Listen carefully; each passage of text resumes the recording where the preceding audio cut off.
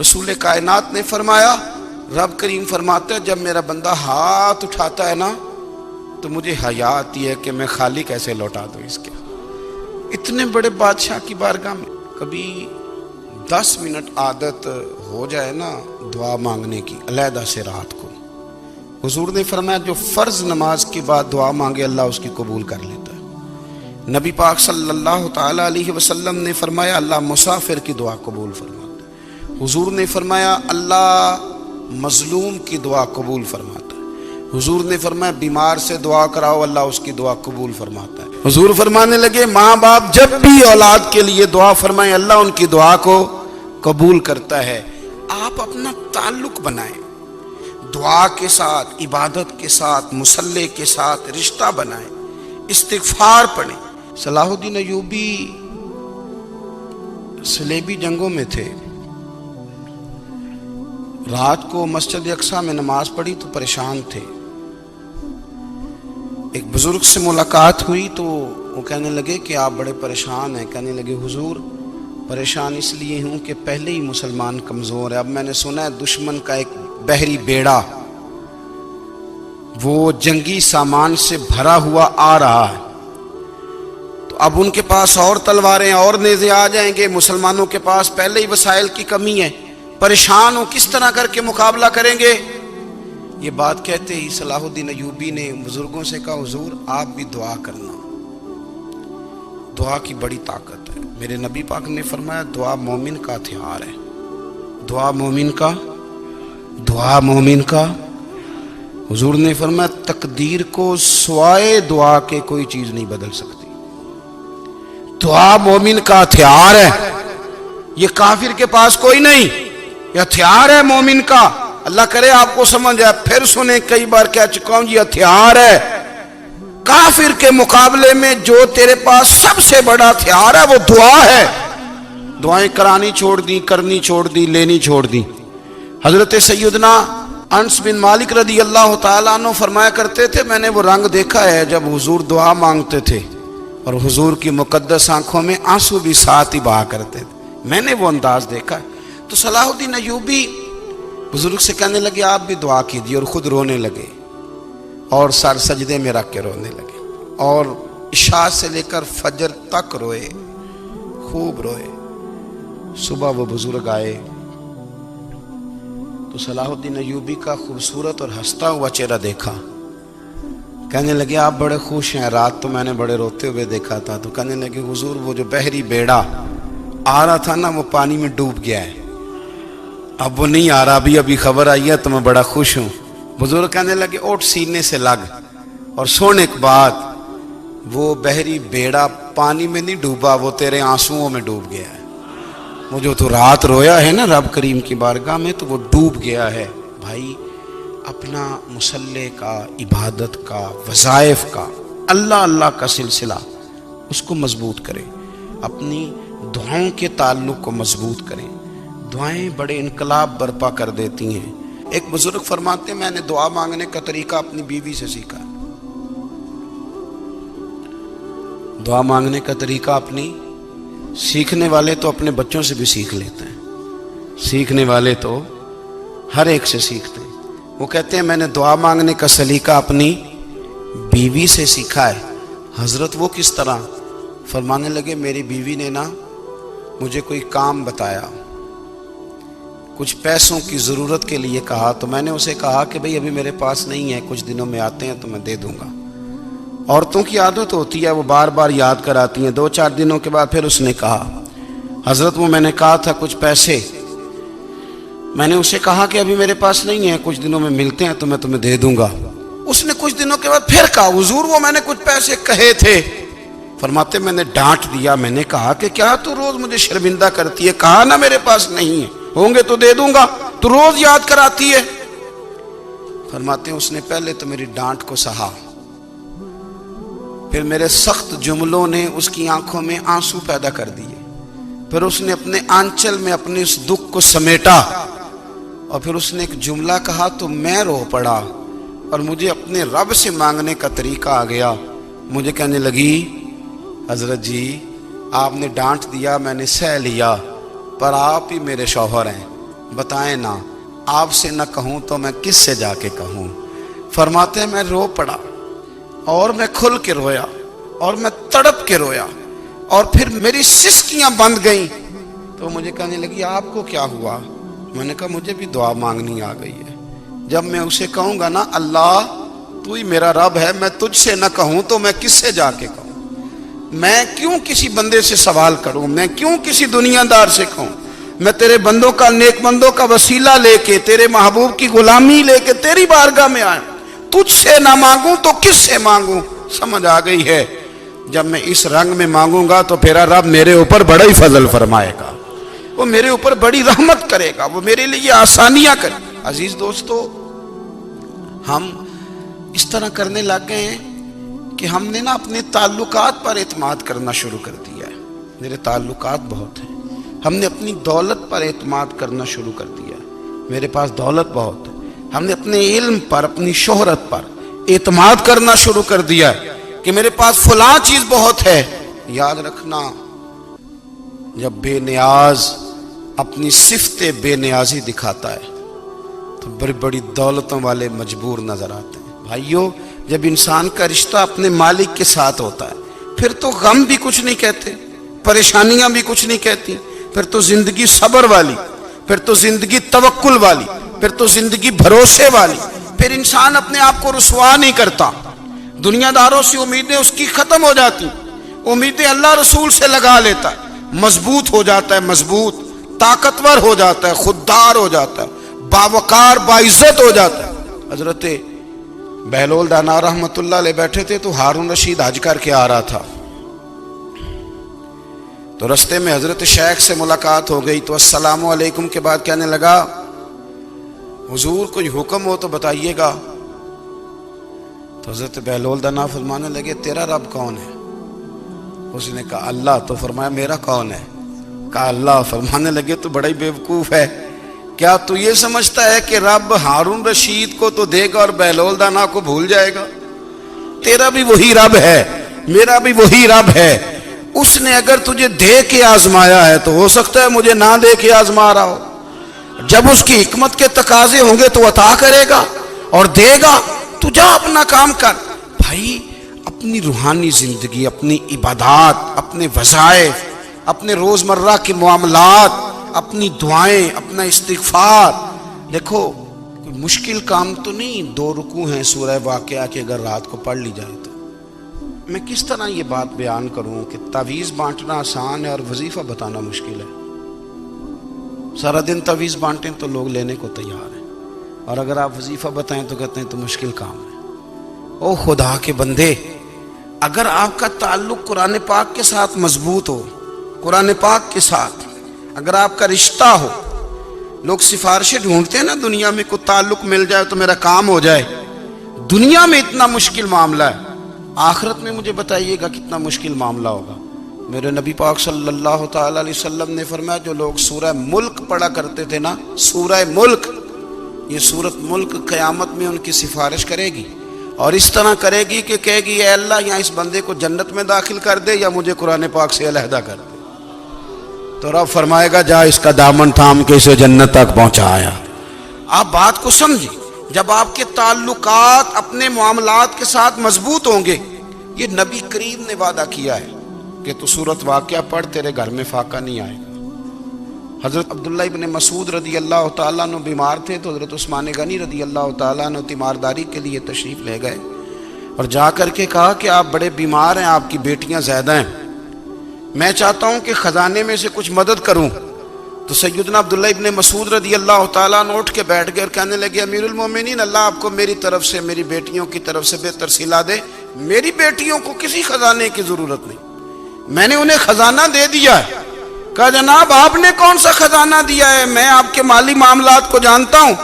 تو فرمانے لگے امیر المومنین، میرے نبی کریم نے فرمایا ہے جو سورت واقعہ پڑھے اسے کبھی فاقہ نہیں آتا، میں نے بیٹیوں کو یاد کرا دی ہے، یہ خزانہ میں نے انہیں دے دیا ہے۔ وہ سارے والدین سنیں جو بیٹیوں کے لیے پریشان رہتے ہیں۔ حضرت عبداللہ ابن مسعود نصیحت کر رہے ہیں، فرمانے لگے میں نے سورت واقعہ یاد بھی کرا دی ہے، پڑھنے کی عادت بھی ڈال دی ہے۔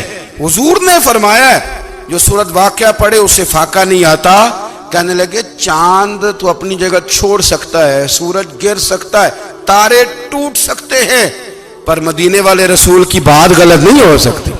حضور نے فرمایا فاقہ نہیں آئے گا تو انشاءاللہ کبھی بھی نہیں آئے گا. ہمارے ہاں تسبیحات پڑھ لی جاتی ہیں اگر کبھی موقع ملے، لیکن وہ خاص انہماک، وہ خاص شوق، وہ خاص ذوق اللہ تبارک و تعالیٰ کی عبادت کا. ایک ہوتا ہے نماز پڑھنا، ایک ہوتا ہے اہتمام کے ساتھ نماز پڑھنا، یعنی ذرا وقت پہ اٹھنا، ذرا صحیح کر کے وضو کرنا، ذرا شوق سے مصلی بچھانا. ایک ہوتا ہے تسبیح پڑھ لینا، اور ایک ہوتا ہے ذرا تھوڑا سا نا شوق کے ساتھ اللہ کو یاد کرنا. آپ کبھی جو میں نے آیت کریمہ پڑھی اس کی آپ شان نزول دیکھیں.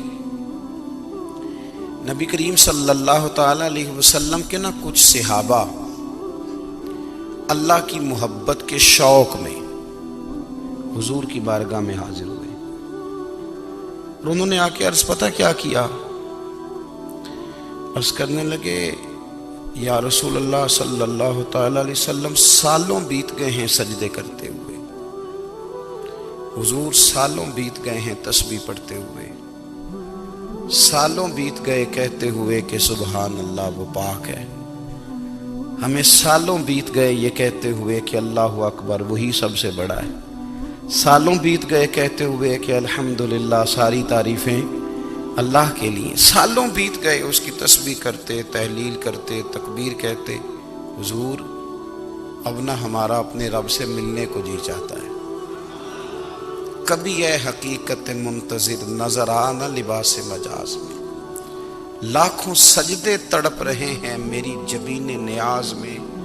اور اقبال کہنے لگے کہ تیرے عشق کی انتہا چاہتا ہوں، تو میری سادگی دیکھ کیا چاہتا ہوں، میرا ذرا سا تو دل ہے مگر شوق اتنا، میں وہی لن ترانی سنا چاہتا ہوں.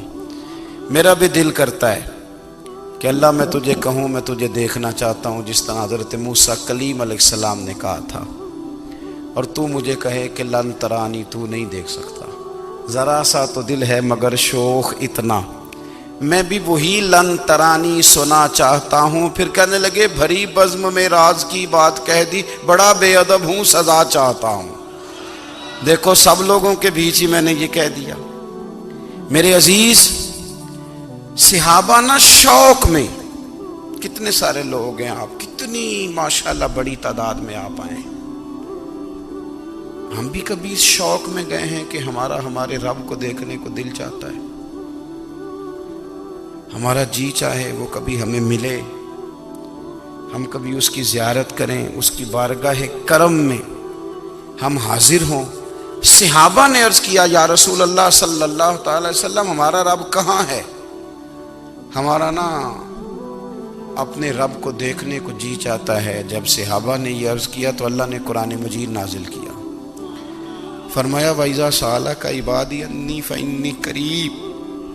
محبوب جب میرے بندے آپ کی بارگاہ میں آ کے میرے بارے میں پوچھے نا تو ان سے کہہ دینا میں ان کے قریب ہی ہوں،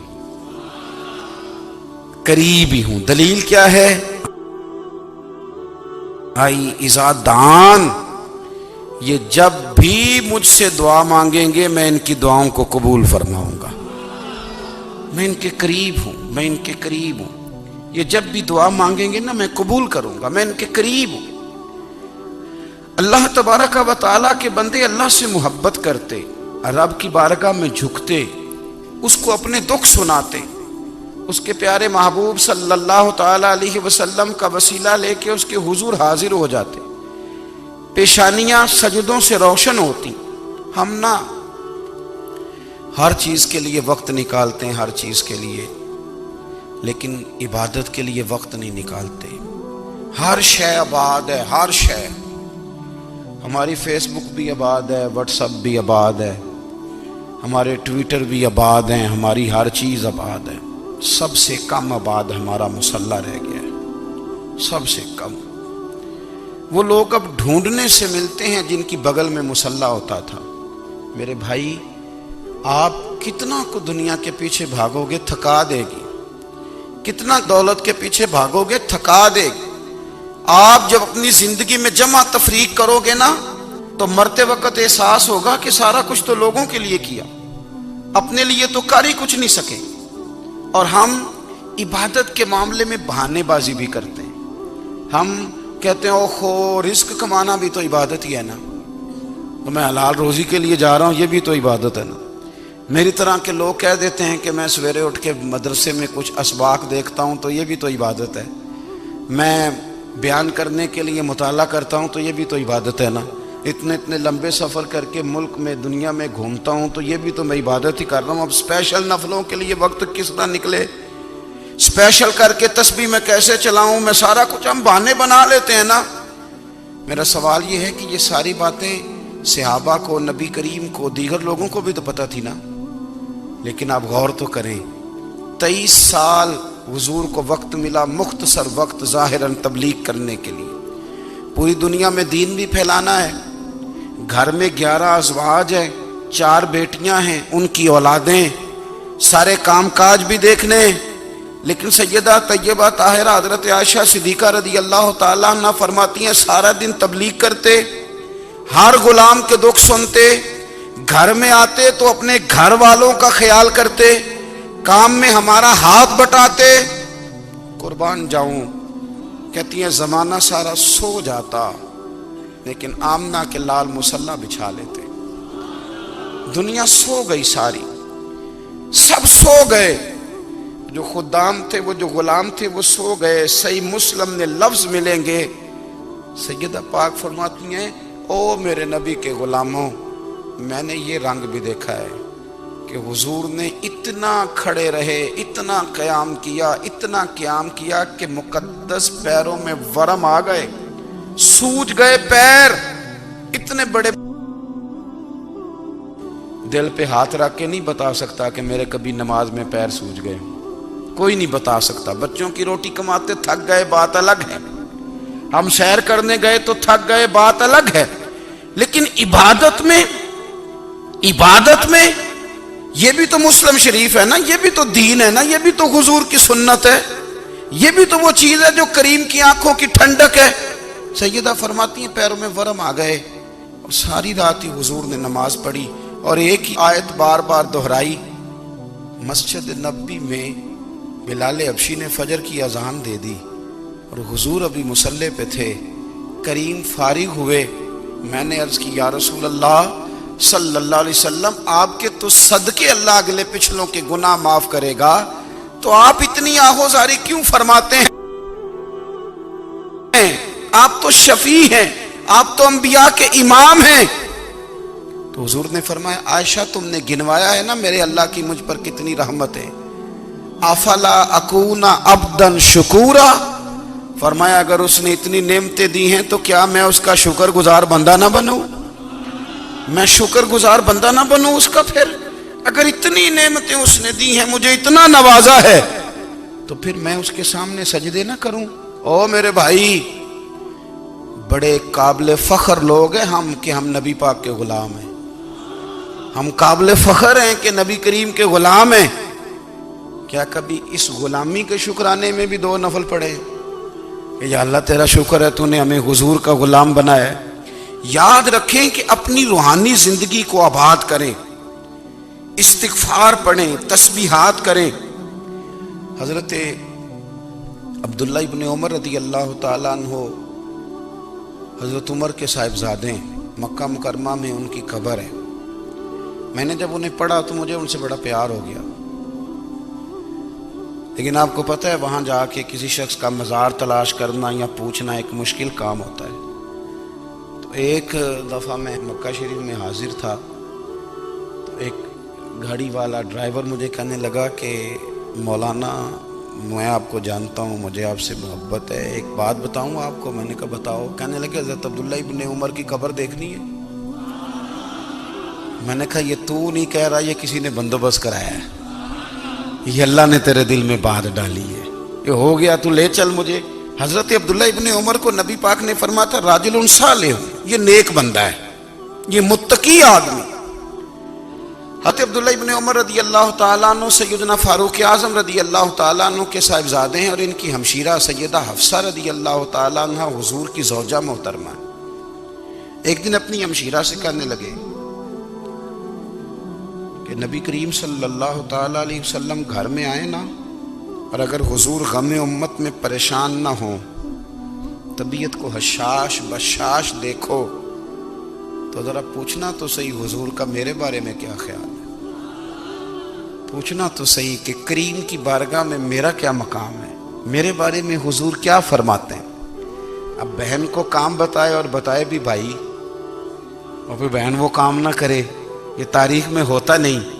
حضرت عمر فاروق رضی اللہ تعالیٰ عنہ کی صاحبزادی ام المومنین رضی اللہ تعالیٰ عنہ فرماتی ہیں کہ میں تو بس منتظر تھی۔ انہوں نے تو کہا تھا نا کہ اگر تم حشاش بشاش دیکھو تو بات کرنا، لیکن حضور تشریف لائے، میری باری تھی، میرے گھر تشریف لائے، کھانا پیش کیا تو فوراً میں نے عرض کی حضور ایک بات پوچھنی تھی۔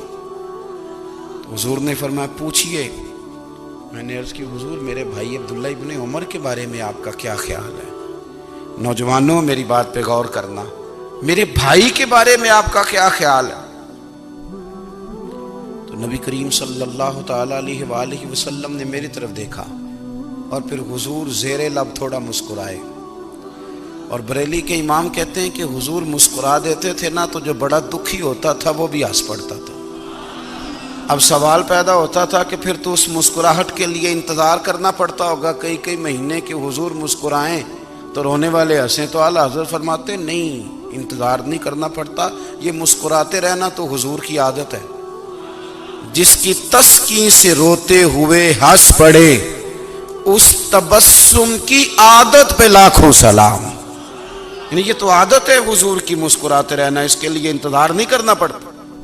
بھائیو آپ خیال رکھیں گے، غور کریں گے، حضرت عبداللہ ابن عمر رضی اللہ تعالیٰ عنہ کے بارے میں پوچھا تو سیدہ فرماتی ہیں کہ نبی کریم صلی اللہ تعالیٰ علیہ وسلم نے زیر لب مسکرائے اور فرمایا حفصہ تیرا بھائی ہے تو اچھا،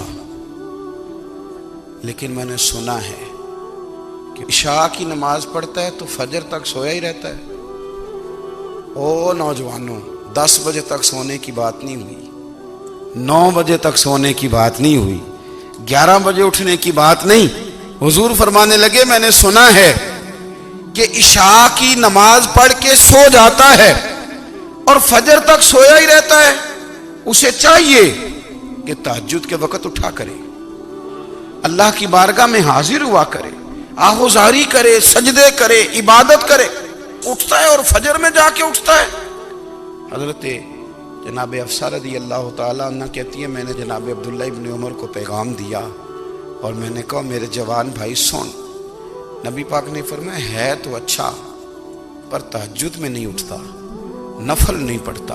او میری ملت کے جوانوں، مزہ نہیں آ جاتا جب ساری دنیا سوئی ہو، ساری دنیا، اور بستر بھی گرم ہو اور نیند بھی پورا غلبہ کر رہی ہو، اور اچانک گھنٹی بجے دماغ میں، آنکھ کھلے، گھڑی پہ نظر پڑے، 3:30 4 بجے کا پیغام گھڑی بتائے، اور کوئی چڑھتی جوانی والا اٹھ کے وضو کرے، اور جب وہ مصلی کھول کے بچھائے تو مدینے والے محبوب کہتے ہیں کہ ہر نماز پہ رب ثواب دیتا ہے، اور جو اٹھ کے تہجد کی نماز پڑھے اسے دیکھ کے تو رب مسکراتا ہے، جو اس کی شان کے لائق ہے، جو اس کی شان کے لائق، وہ مسکراتا ہے، خوش ہوتا ہے کہ میرا بندہ تہجد میں اٹھ گیا، وہ مسکراتا ہے۔ کاش ہماری صبحیں کبھی اپنے مالک کے نام ہو جائیں، کاش کے صبحیں۔ حضرت ابو الحسن رحمۃ اللہ تعالی علیہ حضرت معاذ ابن جبل رضی اللہ تعالیٰ عنہ کے پاس بیٹھا کرتے تھے، فرماتے ہیں ان سے جو پیار بڑھا تو پھر میرا مصلی سے بھی بڑھ گیا۔ تابعی ہیں، فرماتے ہیں صحابی رسول سے محبت ہوئی تو ذکر سے بھی ہو گئی، پھر درود شریف سے بھی ہو گئی، محبت ان سے بڑھی تو پھر اللہ نے مسجد کا پیار بھی بڑھا دیا۔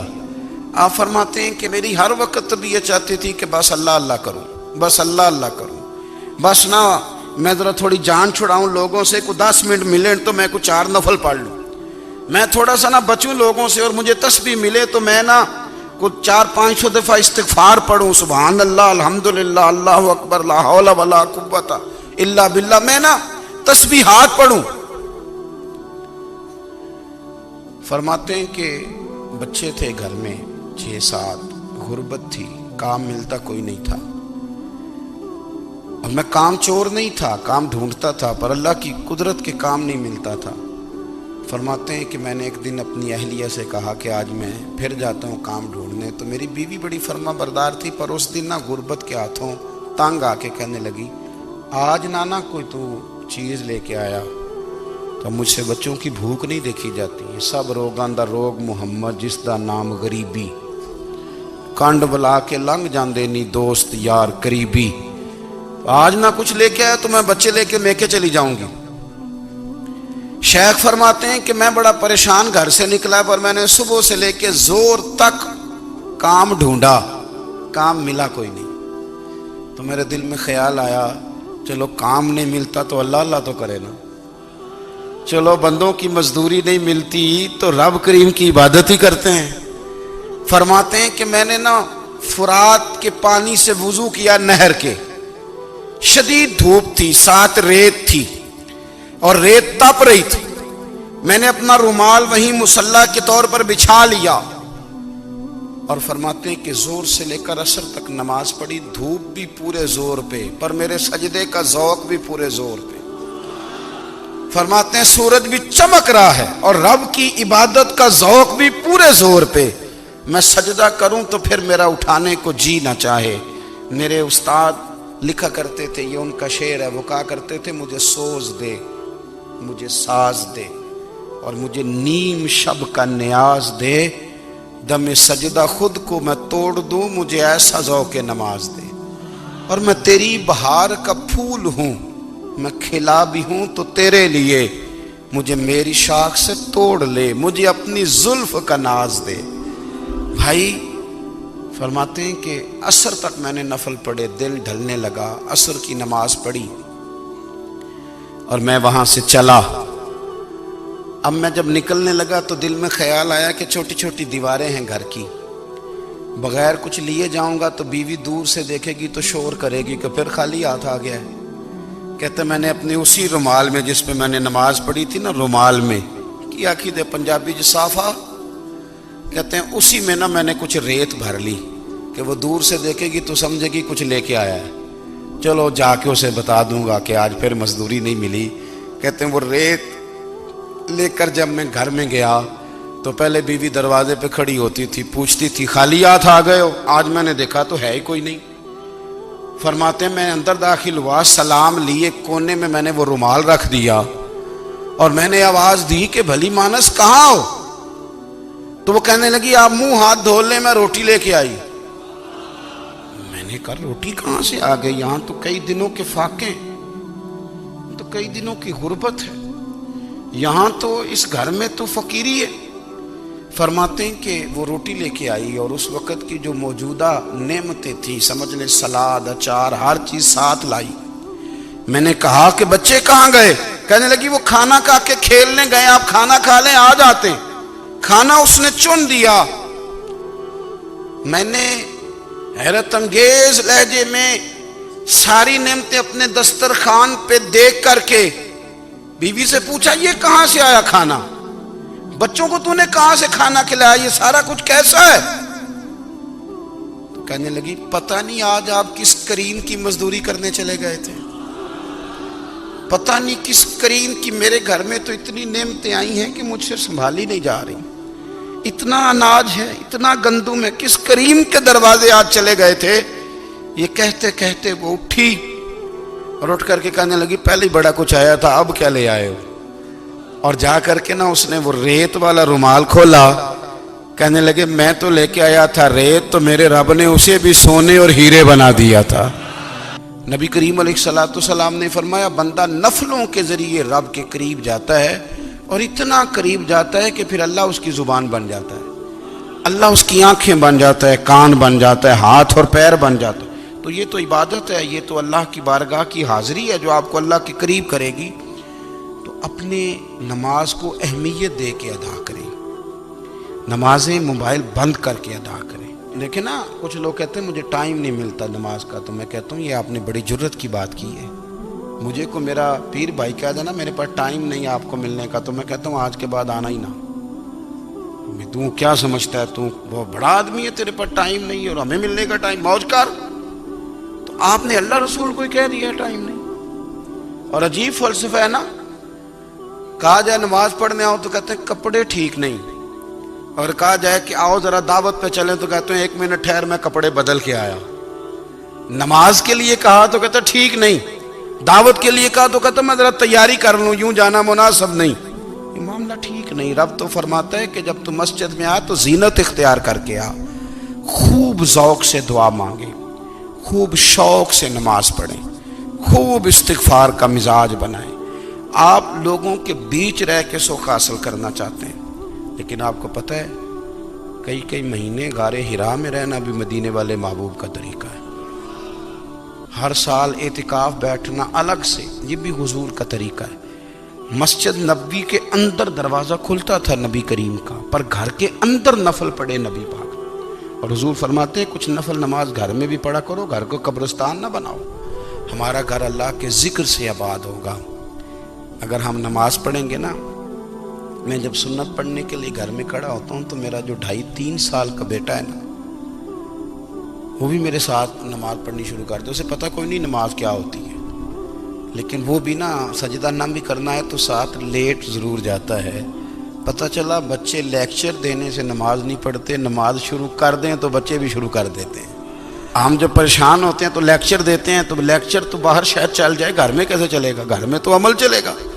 تو میرے عزیز، آج کے اس روحانی اجتماع میں ہمارے دوستوں نے جو محنت کی، ہم نے بار بار اپنی نیت سے پوچھا خدا ہمیں معاف کرے اگر کوئی ذاتی شہرت ہے، کوئی ہمارے ذاتی مفادات ہیں، رب ہمیں ہدایت دے۔ ہماری یہ خواہش تھی کہ روحانی اجتماع ہمیں تھوڑا سا اللہ اور اس کے رسول کے جانب مائل کرے، کچھ ہمارا رشتہ مصلی کے ساتھ مضبوط